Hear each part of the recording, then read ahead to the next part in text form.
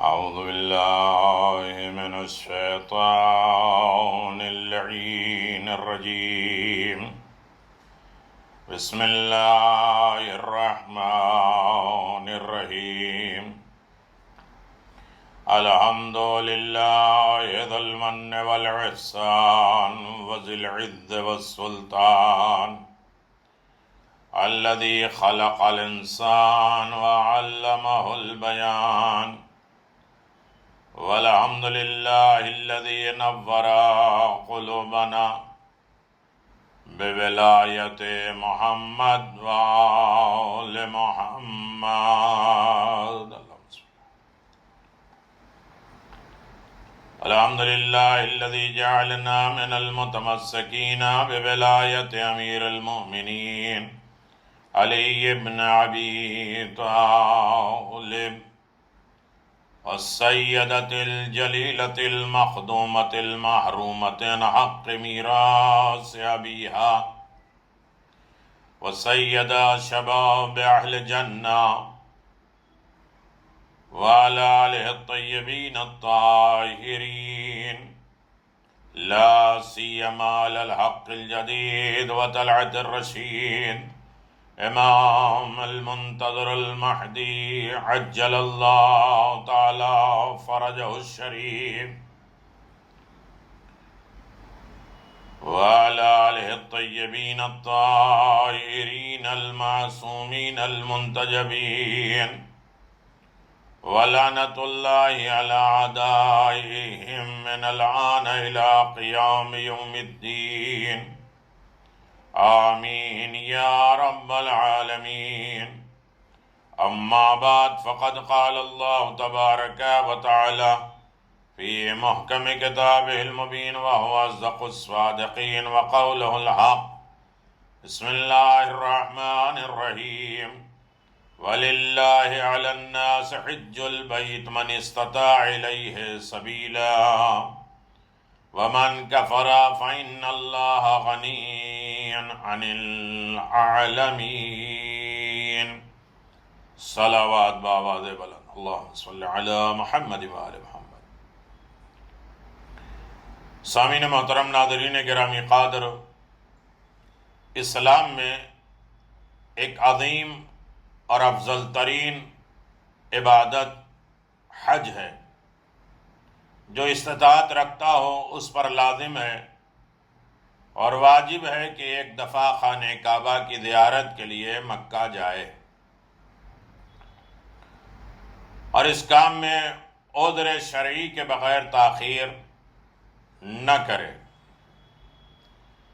کیونکہ تمام علماء کے فتوے کے مطابق حج میں عذر شرعی کے بغیر تاخیر کرنا گناہ کبیرہ ہے.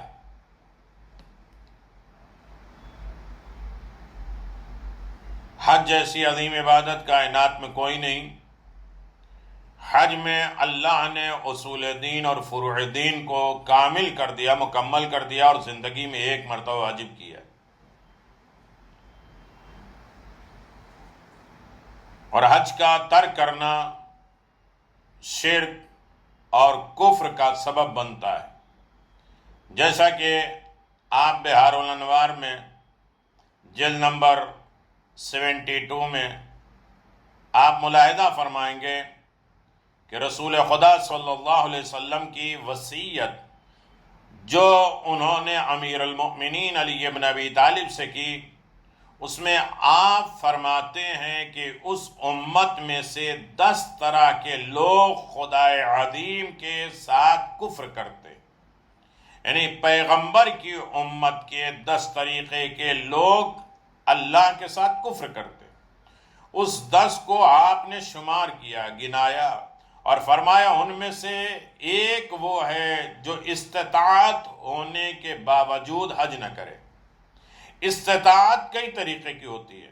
آج انسان کے پاس پیسہ ہے، حالات زمانہ بھی ہے، صحت بھی ہے، پاسپورٹ بھی ہے، ساری چیزیں ہیں، لیکن راستے ہی بند ہیں. تو کیا کرے؟ یہ نہیں کر سکتا. یہ استطاعت ہے. راستہ بھی کھلے ہوں، حالات بھی ہوں، پیسے بھی ہوں، اور اس کے بعد واپسی میں غریب اور فقیر بھی نہ ہو جائے، گھر والوں کا خرچہ ہو اور مریض بھی نہ ہو، ارکان حج اور تمام سفر کے صعوبتیں زحمتیں وہ برداشت کر پائے، واہ ویلا نہ کرے کہ اس میں یہ زحمت، اس میں وہ تکلیف، اس میں وہ مصیبت، اور اس میں یہ کرنا ہوتا ہے، اس میں وہ کرنا ہوتا ہے۔ جو یہ ساری کوالٹی اور ساری صفات کے مالک ہوں ان کو استطاعت کہتے ہیں، اور راستہ بھی کھلا ہو۔ آج اس بیماری کی وجہ سے بہت سے لوگ مستطیع بھی ہیں، لیکن یہ استطاعت ختم ہو گئی کہ وہ ایکسیپٹ ہی نہیں کر رہا ہے وہ ملک، تو ہم کیا کر سکتے؟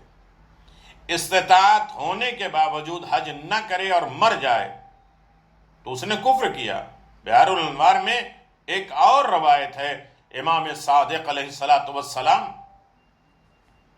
اللہم صلی علی محمد و آل محمد، نے فرمایا جو شخص حجت الاسلام کو ترک کر دے، جس کے اوپر پہلا حج واجب ہے، چھوڑ دے اور کوئی عذر شرعی بھی نہ ہو، تو وہ دین یہودی پر یا دین نصرانی پہ مرنا چاہتا۔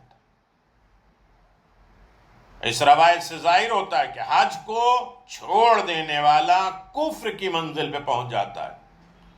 اسی چیز کی طرح خدا تعالی نے اس آیت میں جو سورہ آل عمران آیت نمبر 97 میں ہے، اس کے آخر میں اللہ نے اشارہ کیا کہ من کفر فإن غنی عن العالمین، اللہ کریم یحشر یوم القیامہ، تفسیر صافی میں ہے، بہار میں حضرت امام صادق نے فرمایا کہ حج کو چھوڑ دینے والا، ترک کر دینے والا شخص اس آیت کا مصداق ہے کہ وہ کفر کی منزل پہ ہو جاتا ہے۔ جو لوگ مستطیع ہیں وہ بار بار کریں، مستحبات ہے بار بار ادا کریں اس کو، اور حجو تستغنو، عمرہ اور حج کرو، غنی بن جاؤ، صحت مند بن جاؤ۔ اور اس کی کنڈیشن ہے کہ جس نے 1 حج کیا، 2 حج کیا، 3 حج کیا، 4 حج کیا، 5 حج کیا، اس کے لیے کیا کیا ہے کوالٹی، یہاں تک کہ 3 یا 4 حج کر لے تو وہ اپنے آپ کو غربت سے دور رکھے، غریب نہیں ہو سکتا۔ بہت اہمیت ہے، بہت کوالٹی ہے۔ 1 حج کے بعد دوسرے، یہاں تک کہ 50 حج تک کے فضائل، کمالات، خوبیاں بیان کی گئی ہیں۔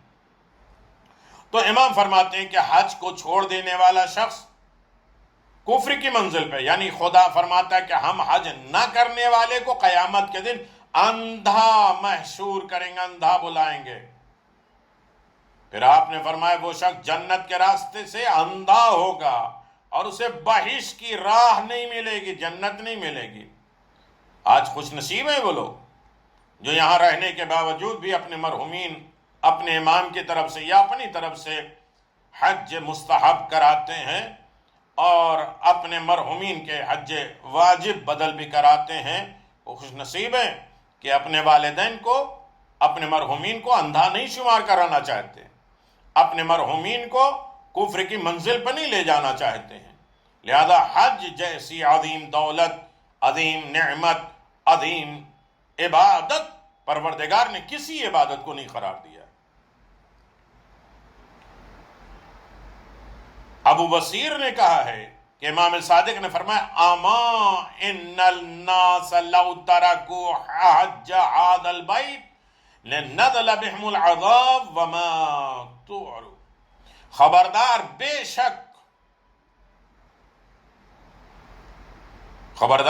شک لوگ اگر خانہ خدا کے حج کو ترک کر دیں گے، چھوڑ دیں گے، تو ان پر حتمی یقینی عذاب نازل ہوگا اور انہیں مہلت بھی نہیں ملے گی۔ آج اتنے طریقے کے عذاب نازل ہو رہے ہیں اور کسی کو مہلت، کسی کو چانس نہیں ہے۔ میرے عزیزو، امیر المؤمنین کی وصیت میں ہے اللہ اللہ فی بیت ربکم فلا یخلو منکم ما بقیتم فإنہ ان ترک لم تناطروا، خدا کو یاد رکھو، جب تک زندہ ہو اپنے پروردگار کے گھر کو خالی مت چھوڑو، اگر تم نے حج کو چھوڑ دیا، ترک کر دیا، تو تمہیں مہلت نہیں ملے گی اور تم پر عذاب ہو جائے گا۔ میرے عزیزو، اکثر لوگ کہتے ہیں اس سال نہیں اپنے مرحومین کے، اگلے سال کرائیں گے، اس سال حالات نہیں ہیں۔ دیکھیے وہ قبر میں کتنی سختیاں برداشت کر رہے ہوں گے، اگر یہ تحفہ دے دیا تو تمہارے روزی میں برکت ہوگی، تمہیں سکون مل جائے گا اور ان کے واجبات ادا ہو جائیں گے، ان کے مشکلات زندگی ختم ہو جائے گی۔ جو شخص حج جیسی عظیم عبادت بجا لاتا ہے تو دنیا اور آخرت میں اس کے لیے فوائد ہیں، ثمرات ہیں، نعمتیں ہیں، برکتیں ہیں، اور خداوند عالم اسے بہترین ثمرات، رزلٹ، حال اسے دے گا، بدلہ دے گا۔ حج کے فوائد میں، حج کے فائدے میں، ثمرات میں، حج کی فضیلتوں میں، حج کا بدلہ یہ ہے کہ حاجی کے گناہ معاف ہو جاتے ہیں۔ اللہ اکبر۔ ایک حدیث میں فرمایا حاجی اس طرح ہو جاتا ہے جیسے ابھی ماں کے پیٹ سے پیدا ہی ہوا ہے۔ بہت سی روایتوں میں حج کے بعد 4 مہینے تک اس کے گناہ نہیں لکھے جاتے ہیں، حاجی کی دعا بھی مستجاب ہوتی ہے۔ بہار الانوار میں ہے کہ حضرت امام صادق علیہ السلام نے فرمایا اگر تمہارے پاس ابو قبیس پہاڑ جیسا سونا ہو اور وہ تم راہ خدا میں خرچ کرے تو حج کا ثواب کے برابر نہیں ملے گا۔ جتنا ثواب اللہ نے حج میں رکھا ہے کسی نعمت میں، کسی عبادت میں نہیں رکھا ہے۔ وہ خوش نصیب ہیں جن کے ذمے، جن کے نامہ اعمال میں 3 حج، 4 حج، 5 حج، 6 حج، 7 حج ہو اور اس کے بعد اس کی فضیلتی زندگی شروع ہو جاتی ہے۔ اس لیے کہ کتنی بھی دولت خرچ کر لو حج کا بدلہ نہیں ہوگا، حج کا برابر ثواب نہیں ملے گا۔ حاجی سفر حج میں جو 1 درہم خرچ کرتا ہے، 1 پیسہ خرچ کرتا ہے، جس نے اپنے مرحومین، اپنے زندوں یا اپنی طرف سے مستحبات حج کرائے اور کرا رہے ہیں، اگر ان کے راستے میں 1 پیسہ بھی خرچ ہوتا ہے تو یہ راہ خدا میں خرچ کیے گئے 2000 ضرب 1000 درہم کے برابر ہے، یعنی کئی لاکھ کے برابر ہے۔ حج کے راستے میں 1 پیسہ خرچ کرنا باقی اور نیکیوں میں لاکھ خرچ کرنے کے برابر ہے۔ ایک اور حدیث میں امام نے فرمایا کہ آپ نے فرمایا 1 واجب نماز کا ثواب خدا کے نزدیک 1000 حج اور 1000 عمرہ مقبول کے برابر ہے جو انسان حج میں ہوتا ہے۔ حج کی اتنی فضیلت ہے کہ یہ بہتر ہے کہ 1 سونے سے بھری ہوئی گھر کا یا سونے سے بھری ہوئی پوری دنیا کو راہ خدا میں خرچ کر دے۔ عزیزو، حج سے مراد مستحب حج، کیونکہ واجب حج میں واجب نماز بھی ہوتی ہے، اس لیے کہ انسان جب مستحب حج کرتا ہے اس میں جو نمازیں پڑھتا ہے وہ نمازوں کا بھی ثواب حج ہوتا ہے۔ اللہ اکبر۔ امام علیہ السلام نے فرمایا 5 وقت کی نمازوں کی طرف رغبت دلانا چاہیے، کیونکہ اکثر طور پہ حاجی واجب نماز کو یا ترک کر دیتے ہیں یا پانی ہونے کے باوجود تیمم کے ساتھ پڑھتے ہیں یا نماز کے دوسری شرائط کا خیال نہیں رکھتے ہیں۔ کتاب الاعمال میں ہے موجود کہ رسول خدا نے حجۃ الوداع آخری حج کے موقع پر فرمایا جو شخص حج پر یا عمرے پر جاتا ہے تو اس کے ہر قدم کے برابر 1000 نیکیاں لکھی جاتی ہیں اور 100,000 گناہ معاف کر دیے جاتے ہیں اور 100,000 درجات بلند ہوتے ہیں، لکھے جاتے ہیں۔ اسی وجہ سے ائمہ اور بزرگ علماء پیدل حج کرتے تھے یا آمادہ کرتے ہیں ابھی لوگ کہ بھائی پیدل حج کرے، 2-4 قدم بھی چلا دے۔ میں حج اور عمرے میں کہتا ہوں کہ یہ قدم اپنی ماں کی طرف سے، اپنے بھائی کی طرف سے، اپنے رشتہ داروں کی طرف سے، اپنے گھر والوں کی طرف سے 1 قدم چلاؤ، کم از کم اسے اتنا بڑی دولت، اتنا بڑا ثواب تو مل جائے گا۔ اللہ اکبر۔ امام حسن مجتبی پیدل حج کے لیے جایا کرتے تھے، کبھی ننگے پاؤں حج کا سفر کرتے تھے۔ حضرت علی ابن حسین زین العابدین 25 حج پیدل کیے۔ مکہ مدینہ کتنی دور ہے؟ 480 کلومیٹر، لیکن اس میں بھی لوگ کہتے ہیں کب پہنچیں گے؟ اے سی بس، کھاتے پیتے چین سکون کے ساتھ کب پہنچیں گے؟ کیا ہوگا؟ اتنے گھنٹے کیوں لگ گئے؟ اتنے گھنٹے کیوں لگ گئے؟ ایک ایک قدم کئی ہزار حج کے برابر. اور اس زمانے میں پیدل پہاڑوں میں، جنگلوں میں، بھوک اور پیاس میں سفر کرتے تھے. یہ ہے تسلیم، جو تسلیم میرا موضوع چل رہا ہے. ہمیں اپنے آپ کو سرنڈر کر دینا ہے کہ میرے معصومین نے کیسے کیا ہے اور انہوں نے کیا کہا ہے. اور ہمارے ساری عبادتوں میں واویلا و فریاد ہے. مجلس کب ختم ہوگی؟ نماز کتنی لمبی ہو جائے گی؟ یہ عبادت کتنی لمبی ہے؟ وہ حج کتنا ہے؟ یہ زحمت کیوں ہے؟ ہماری روٹین زندگی تو یہ ہے، میں ایسے کھاتا ہوں، میں ایسے سوتا ہوں، میں ایسے رہتا ہوں، مجھے یہ لائق ہے، مجھے وہ پسند ہے. یہ ساری چیزیں انسان اپنے گھر کو چھوڑ کر خدا کے گھر میں گیا ہے تو اس کا مہمان ہے. مہمان جس طریقے سے رکھے، میزبان جس طریقے سے رکھے مہمان کو. میرے عزیزو، اونٹ ساتھ رہتا تھا تب بھی امام پیدل سفر کرتے تھے. عزیزو، یقیناً امام صادق علیہ السلام نے فرمایا، آج حدیث کا سہارا لے کر میں آپ کی خدمت میں کچھ بات واضح کر دینا چاہتا ہوں. جو کوئی ایک دفعہ 1000 بار ماشاءاللہ کہے تو اسی سال وہ حج پر جائے گا. ایک بیٹھک میں 1000 مرتبہ ماشاءاللہ. اپنی طرف سے آپ کو تو حج کا ثواب مل رہا ہے، راستہ بند ہے تو میں کیا کروں؟ وہ کیا کرے؟ لیکن امام نے فرمایا ایک بیٹھک میں ماشاءاللہ ماشاءاللہ. ہم تو مجلسوں میں کسی کے ماشاءاللہ نہیں کہتے، یہ سوچتے ہیں، یہ نہیں سوچتے ماشاءاللہ کہنے پہ حج کا ثواب ملتا ہے، سبحان اللہ کہنے پہ جنت میں گھر ملتا ہے. بولیں تاکہ زبان پاک ہو، ذکر الہی کریں تاکہ صحیح طریقے سے دل صاف ہو، زبان پاک ہو.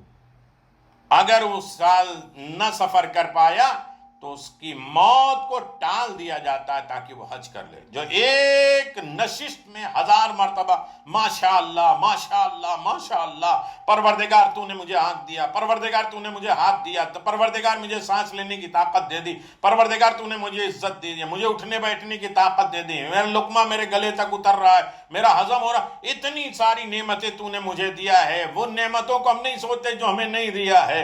کم از کم 150 سے ہمیں کمتر بنایا ہے تو 10-20 سے بہتر بنایا ہے. ماشاءاللہ پروردگار، ماشاءاللہ پروردگار. یہ زبان کی وہ صرف نہیں ہو کہ ماشاءاللہ ماشاءاللہ، ماشاءاللہ کی کنڈیشنیں ہیں. ماشاءاللہ کو ہم دیکھیں، سمجھیں اور ہر طریقے کے اپنے سکون اطمینان کے اوپر خدا کی تعریف کریں، حمد بجا لائیں اور تعریف کریں. ہر جگہ ہر واویلا، ہر آدمی میں کیڑا، ہر آدمی میں نقص، ہر برائیاں، ہر پریشانیاں، یہ انسان کے مزاج کو خراب کر دیتا ہے. یہ عادت انسان کی بنا دیتا ہے اور پھر دھیرے دھیرے وہ مشکلات زندگی شروع ہو جاتی ہے. حج کی دوسری عبادت کی خصوصیت یہ ہے کہ ایک خصوصیت یہ ہے کہ باقی عبادتوں میں قصد قربت واجب ہے، لیکن حج قصد قربت کے بغیر بھی فائدہ دیتا ہے، قبول ہو جاتا ہے. وسائل شیعہ میں امام صادق علیہ السلام نے فرمایا کہ آپ نے فرمایا حضرت موسیٰ نے جبریل سے پوچھا، جو شخص قصد قربت اللہ کے لیے بغیر مال حلال کے بغیر حج کرتا ہے اس کا کیا اجر ہے؟ جبریل نے کہا مجھے معلوم نہیں، اپنے پروردگار سے پوچھوں گا. خدا کی طرف سے جبریل کو خطاب ہوا، موسیٰ سے کہو کہ میں ایسے شخص کو اپنے حج کے صدقے میں معاف کر دیتا ہوں اور تمام مخلوق کو اس سے راضی کر دیتا ہوں. موسیٰ نے فرمایا یعنی جس کا ارادہ بھی نہ ہو، مال حلال بھی نہ ہو، پھر بھی حج کی طرف جائے تو حج کے صدقے میں پروردگار اسے معاف کر دیتا ہے اور اللہ اس مخلوق سے راضی ہو جاتا ہے. بہت بڑا مقام ہے حج کرنے والوں کا. موسیٰ نے فرمایا ہاں، حج اس وقت قبول نہیں ہوگی جب تک ولایت اہل بیت نہ ہو. علی کی ولایت نہ ہو تو کوئی عمل عبادت قبول نہیں، یہاں تک کہ حج نہیں قبول ہے. موسیٰ نے فرمایا اے جبریل، جو شخص قصد قربت کے ساتھ حج کرے اس کا کتنا اجر ہے؟ خدا نے جبریل سے کہا موسیٰ سے کہو کہ میں ایسے شخص کو صدیقوں، شہیدوں، نیک لوگوں کے ساتھ بلائیں گے اور یہ میرے بہترین دوست ہیں. اگر حلال مال نہیں ہے، قصد قربت نہیں ہے، تو حج کے صدقے میں معاف کرے گا، مال حلال بھی ہے اور اس کے بعد قصد قربت بھی ہے، تو صدیقوں میں، شہیدوں میں، نیک لوگوں میں، خدا کے دوستوں میں اللہ اسے شامل کرتا ہے۔ عزیزو، اگر کوئی شخص حج پر نہ جا سکتا تو چند عمل ایسے ہیں جس کے بجا لانے میں حج کا ثواب ملتا ہے۔ آج کا دن یوم ترویح، حاجی کے لیے جب پانی عرفات میں جمع کیا جاتا ہے اسی کو ترویح کہتے ہیں۔ کتنا حاجی خوش ہوتا ہے عرفات کی طرف جانے میں۔ آج عرفات کا دن تیاری کا دن ہے، جو منی میں ہے وہ عرفات نکلیں گے، جو مکے میں ہے وہ عرفات نکلیں گے رات میں۔ شب عرفہ آنے والی، کل اس کی فضیلت انشاءاللہ دن میں بیان کی جائے گی۔ بہت زیادہ فضائل ہے۔ الحمدللہ 20 سال سے حاجیوں کی جو خدمت کی جا رہی ہے وہ سارے مسائل، ساری اچھائیاں، خوبیاں سمجھ میں آ گئی، لیکن ہر سال ایک نیا حج کا موسم آ جائے تڑپ بڑھ جاتی۔ اب کیا کریں، اس سے وقت میں نہیں۔ تو ہم ٹھیک ہے، آج شب عرفہ ہے اور ہم بیٹھے ہیں اور حج کا ثواب لینا چاہتے ہیں، تو آئیے سب سے پہلے یہ ہے کہ حج کا ثواب حاصل ہوتا ہے، ان میں سے ایک عمل مومن کی حاجت کو پورا کر دینا۔ حج کا ثواب امالی شیخ صدوق میں ہے کہ 1 سال حج سے واپس آیا تو حضرت صادق کی خدمت میں مشرف زیارت ہوا، تو آپ نے فرمایا کہاں تھا؟ میں نے عرض کیا کہ حج پہ گیا تھا۔ آپ نے فرمایا تجھے معلوم ہے حج پر جانے کا کتنا اجر و ثواب ہے؟ میں نے عرض کیا آپ بہتر جانتے ہیں، مجھے بھی بتائیے۔ آپ نے فرمایا جب ایک بندہ خدا کے گھر کے 7 چکر لگا کے طواف کرتا ہے، 2 رکعت نماز پڑھنے کے بعد صفا مروہ کے درمیان صحیح کرتا ہے، تو خدا اس کے لیے 6000 نیکیاں لکھ دیتا ہے، 6000 گناہ معاف کر دیتا ہے، 6000 درجات بلند کر دیتا ہے، 6000 دنیا اور آخرت کی حاجت پوری کر دیتا ہے۔ میں نے عرض کیا آپ پر قربان جاؤں، یہ تو بہت زیادہ ثواب ہے۔ آپ نے فرمایا تمہیں ایسا عمل اور عبادت کے بارے میں بھی بتا دوں جس کا ثواب اس سے بھی زیادہ ہے۔ میں نے عرض کیا آپ نے فرمایا ارے اتنا ثواب بیان کیا، وہ کون سا اجر ثواب ہے جو اس سے بھی بلند ہے؟ کہ کسی مومن کی حاجت کو پورا کر دینا 10 حج کے ثواب سے افضل ہے۔ اپنے ماں باپ کے کام آ گئے، بھائی کے کام آئے، مومنین کے کام آ جائے، ہر طرح طوفان، مشکلات، پریشانیاں ہیں، دکھ درد ہیں، اور انسان اس کے کام آ جائے تو ایسے 6000 کے ثواب کے برابر ایک حج ہوتا ہے۔ یہ مومن کی حاجت روائی کرنے سے 10 حج کے ثواب ملتے ہیں۔ میرے عزیزو، میں نے حضرت صادق سے فرمایا ہے، ایک راوی کہتا ہے کہ ایک مومن کی حاجت کو پورا کرنا 1000 مقبول حج، جو حج قبول کر لیے گئے، 1000 غلام کو آزاد کرنا، 1000 گھوڑوں کو راہ خدا میں لجام اور سین سمیت دینا اس سے بہتر ہے۔ ایک اور چیز ہے جس کا عمل، جس کا ثواب حج کے ثواب کے برابر ہے، وہ مہربانی سے ماں باپ کی صورت دیکھے، محبت سے ماں باپ کے چہرے کو دیکھ لے تو حج عظیم کا ثواب ہے۔ ایک اور چیز ہے جسے معصومین نے فرمایا، رسول خدا نے فرمایا جو بچہ اپنے والدین کی طرف پیار اور محبت کے ساتھ دیکھتا ہے تو ہر نظر، ہر نگاہ کے بدلے میں اسے ایک حج مقبول، جو حج قبول کر لیا گیا ہو، اجر ثواب ملتا ہے۔ عرض کیا یا رسول اللہ اگرچہ وہ روزانہ 100 مرتبہ نظر کرے تو آپ نے فرمایا ہاں، اللہ اکبر و اطیب، اللہ کے خزانے میں کوئی کمی نہیں، وہ بار بار دیتا رہے۔ ایک اور عمل ہے جو حج اور عمرے کے ثواب کے برابر ہے، وہ عید غدیر کے دن روزہ رکھنا۔ ابھی آ رہا ہے ماشاءاللہ، اس دن رکھیں گے، اور طریقے کے یقیناً بہت عظیم ترین دن ہے عید غدیر۔ کون سا عمل کریں گے، کیسا ثواب ملے گا، وہ انشاءاللہ بیان کیے جائیں گے۔ ایک اور عمل ہے جو حج اور عمرے کا ثواب رکھتا ہے، امام رضا علیہ السلام کی زیارت ہے، بلکہ علماء اس بات کے قائل ہیں کہ رجب کے مہینے میں امام رضا کی زیارت کرو۔ سید الشہداء کی زیارت 70 حج کے برابر ہے۔ امام صادق نے فرمایا کہ آپ ایک تکیہ لگائے ہوئے تھے اور ایک راوی ہے اس نے سلام کیا، کہا مولا اس شخص کا کتنا ثواب ہے جو آپ کے جد حسین کی قبر کی زیارت کرے۔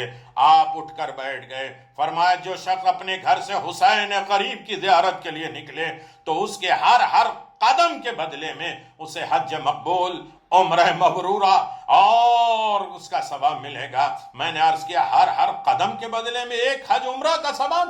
آپ نے فرمایا 2 حج 2 عمرے کا ثواب۔ میں نے عرض کیا 2 حج 2 عمرے؟ آپ نے کہا 3 حج 3 عمرے کا ثواب۔ حتیٰ کہ یہاں تک آپ ہر قدم کے بارے میں 70 حج 70 عمرے کا ثواب بتا چکے۔ عزیزو، زیارت قبر حسین کا ثواب 20 حج، کسی میں 70 حج، یہاں تک کہ رسول کی بیوی نے روایت کی ہے کہ رسول نے کہا 90 حج ہے جس نے میرے نواسے حسین کی قبر کی زیارت کی۔ ساری دنیا حج کی طرف آ رہی ہے۔ 8 ذی الحجہ سارے حاجی خانے کعبہ کی طرف آ رہے اور حسین کعبے کو چھوڑ کے جا رہے، محافظ کعبہ جا رہا ہے۔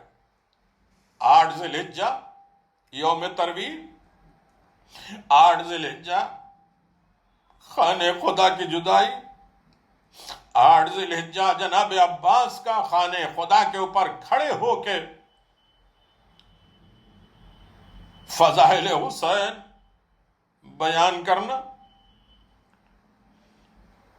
8 ذی الحجہ یوم ترویہ پانی کا انتظام جناب ابراہیم نے کیا تھا، اللہ نے انہیں خلیل بنایا، دوست بنایا، پانی پلانے والے، کسی کام آئے، بہانہ تلاش کریں کہ کسی کے کام ہے۔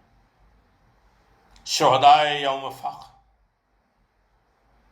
کتنے سید کو، امام حسن کی اولاد کو ذبح کر دیا گیا۔ حاجی عرفات کی طرف جا رہے ہیں، حسین کعبے کو مڑ مڑ کے دیکھتے جا رہے ہیں، اللہ اکبر، مڑ کے دیکھتے ہیں اللہ اکبر، مڑ کے دیکھتے ہیں اللہ اکبر، اللہ اکبر۔ کچھ دن ایسے ہیں، کچھ ایام یہ ہیں کہ جس میں زیارت حسین غریب کا ثواب بہت زیادہ ہے۔ امام صادق نے فرمایا کل انشاءاللہ دیکھیے جو شخص عرفے کے دن حضرت امام حسین کی زیارت کرے گا خدا اس کے لیے 1000 حج جو حضرت مہدی عجل اللہ تعالی فرجہ شریف کے ساتھ انجام دیے گئے ہوں، 1000 عمرے جو رسول خدا کے ساتھ بجا لائے گئے ہوں ثواب دیتے ہیں۔ 1000 غلاموں کو آزاد کرنا، 1000 گھوڑوں کو راہ خدا میں لجام و زین کے ساتھ دینا، بلکہ کامل الزیارہ میں ہے، خصائص حسینیہ میں ہے۔ حضرت صادق علیہ السلام نے بشیر ایان سے فرمایا جو کوئی عرفے کے دن آب فرات سے غسل کرے، قبر حسین کی طرف اس حال میں جائے کہ وہ آپ کو حقیقی اور واجب العطاء آپ کو امام بھی مانتا ہو اور ان کی اطاعت بھی اپنے زندگی کے لیے باعث ثواب سمجھتا ہو، تو خدا اسے ہر قدم کے بدلے میں 100 حج مقبول، 100 عمرہ مبرور کا ثواب دیتا ہے، اور پیغمبر کے ساتھ کیے ہوئے 100 جہاد کا ثواب اس کے لیے لکھا جاتا ہے۔ آپ نے فرمایا ہے بشیر سنو، اس وقت تک پہنچا دو جس کا دل اس بات کو قبول کرے جو بھی عرفے کے دن امام حسین کی زیارت کے لیے جائے تو وہ اس کی طرف ہے جس نے عرش کے نیچے خدا کی زیارت کی، خدا کی زیارت کی، زیارت حسین۔ یا اللہ ہم دور ہیں، ہم یہاں سے حسین غریب کی زیارت پڑھیں۔ بہار الانوار میں بھی ہے، وسائل الشیعہ میں ہے، امام محمد باقر نے فرمایا جو عاشور کے دن امام حسین کی زیارت کرے تو قیامت کے دن خدا کے ساتھ اس حال میں ملاقات کرے گا کہ 2000 حج 2000 عمرے کا ثواب ملے گا جو رسول خدا کے ساتھ انجام دیے ہوں گے۔ خدا نے زیارت امام حسین علیہ السلام اور ظاہر حسین کو جو اتنی فضیلت عطا کی ہے ان کی زیارت کو اپنی زیارت قرار دے، اور قبر حسین علیہ السلام کی زیارت کرنے والے کو اپنے حرم کی زیارت انجام دینے والوں میں بھی افضل قرار دے، یہاں تک کہ عرفات کے دن خدا پہلے ظاہر قبر حسین کی طرف رحمت کی نگاہ کرتا ہے اور اس کے بعد عزادارو عرفات کے میدان میں نظر کرتا ہے۔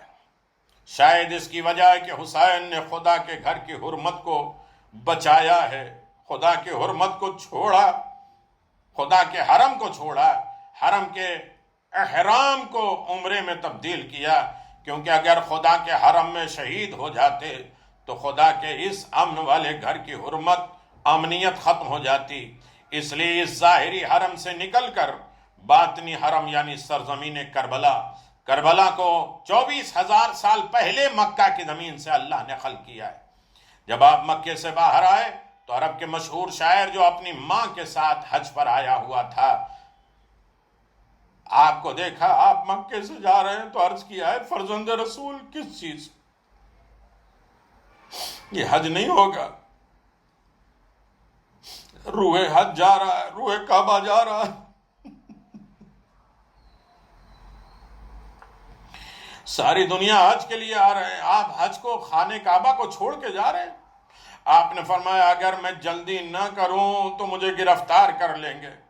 سید ابن طاؤس نے فرمایا کہ منزل ثابیہ پر ایک شخص نے آپ کے ساتھ ملاقات کی اور جس کی کنیت ابو ہریرہ صدی ہے، اس نے سلام کیا اور سلام کے بعد عرض کیا یا ابن رسول اللہ، کس چیز نے آپ کو خدا کے حرم سے باہر نکلنے پہ مجبور کر دیا، پیغمبر کے حرم سے باہر نکال دیا؟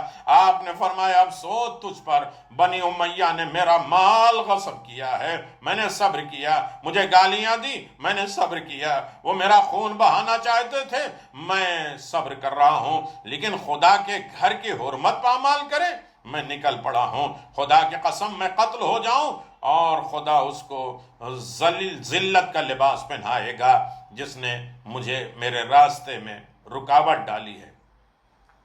اور مجھے آپ تمیم کی جگہ پہ گئے، کہتے ایک قدم اور دور حرم کعبہ، حدود حرم سے میں نکل کے قتل ہوں جو مجھے اچھا ہے، اس لیے کہ ہم وہ ہیں جو کعبے کی حفاظت کرنے والے ہیں۔ بہت سے لوگ ہیں جو کعبے کی وجہ سے اپنی حفاظت کر رہے ہیں۔ سید الشہداء امام حسین نے کربلا میں حاجیوں کی طرح اعمال انجام دیے، جیسے حاجی حج کے لیے احرام باندھتا ہے، حسین نے بھی عاشور کے دن احرام کی میں سلسلے مخصوص لباس پہننے کے لیے اپنی بہن زینب سے فرمایا پرانا لباس لائی۔ 8 ذی الحجہ یوم ترویہ جناب مسلم کوفے میں نکلے۔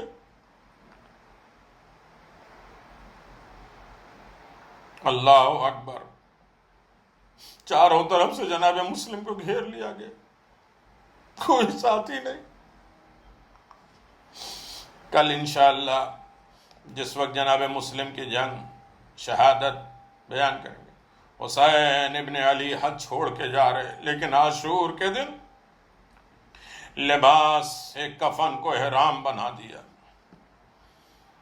پرانا لباس چھوڑ دیا۔ جب جناب زینب نے پرانا لباس دیا تو آپ نے اسے جگہ جگہ جو ہے پارا کیا، ٹکڑے ٹکڑے کیا، اپنے لباس کے نیچے پہن لی۔ لیکن جب حضرت کی شہادت ہو گئی تو ظالموں نے اس پرانے لباس کو بھی لوٹ لیا۔ حاجیوں کا ایک اور عمل مینا میں قربانی دینے، ہر حاجی ایک جانور قربان کر دیتا ہے، لیکن حسین نے راہ خدا میں 72 قربانیاں دی۔ حاجیوں کا ایک اور عمل صفا مروہ کے درمیان صحیح کرنا ہے۔ حسین نے اتمام حجت کے لیے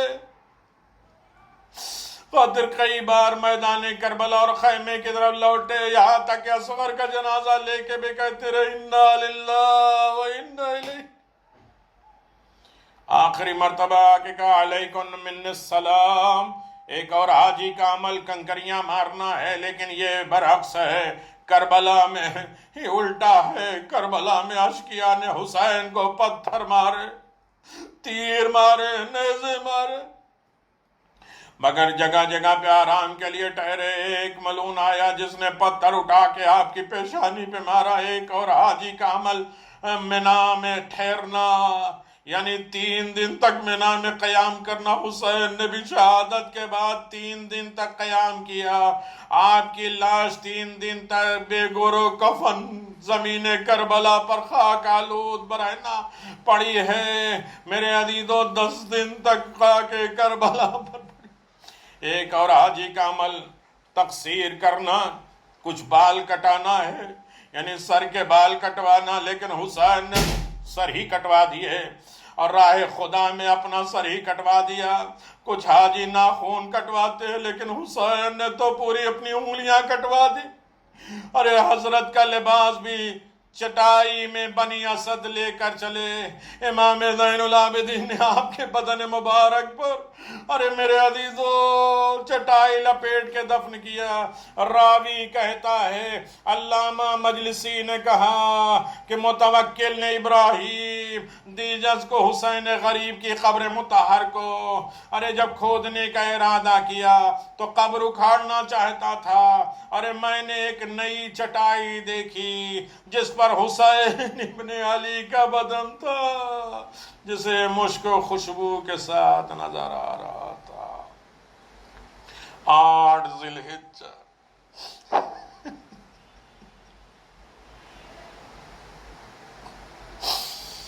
اللہم ارزقنی حج بیتک الحرام، اللہم ارزقنی زیارت الحسین و شفاعت الحسین یوم البرود۔ شب شہادت جناب مسلم، یوم ترویح حسین غریب کی جدائی خانہ کعبہ میں۔ ابراہیم کو خلیل بنایا۔ جناب عباس کا خطبہ امام حسین کے تعارف کے لیے۔ شہداء یوم فخر، بہت سی مناسبتیں۔ کل انشاءاللہ 1 بجے اعمال کی خصوصیت اور دستور، 20 سال کے تجربات و فائدے و رموز آپ کی خدمت میں انشاءاللہ پیش کرنے کی سعادت کی جائے گی۔ دعاؤں میں یاد رکھیے اپنے مرحومین کو۔ اب بھی حج میں یا حج کی اور جزوی عبادت میں کوئی اپنے مرحومین کو شامل کرنا چاہتا ہے تو وہ کانٹیکٹ کر سکتا ہے۔ طواف ہے، عمرہ ہے، زیارت ہے، انشاءاللہ انجام دیے جا سکتے ہیں۔ السلام علیکم ورحمۃ اللہ۔